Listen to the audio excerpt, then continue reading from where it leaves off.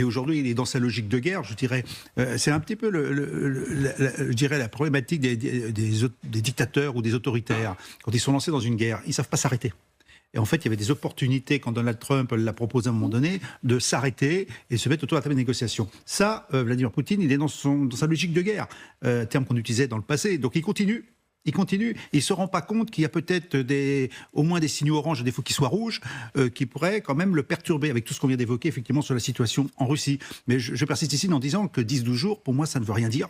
Et qu'on est sur une durée plus longue. Alors, est-ce que c'est un alibi pour Donald Trump pour dire oui, je fais quelque chose en donnant un ultimatum, en exprimant ma volonté? Le problème, c'est que si dans 10 ou 12 jours, il n'y a rien, qu'est-ce qui va se passer?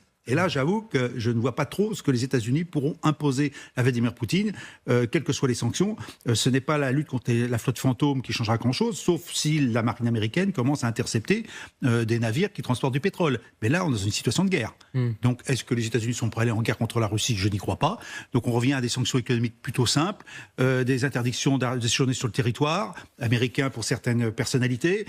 Mais je vois mal comment Vladimir Poutine pourrait être sensible à des arguments de sanctions de la part de Donald Trump.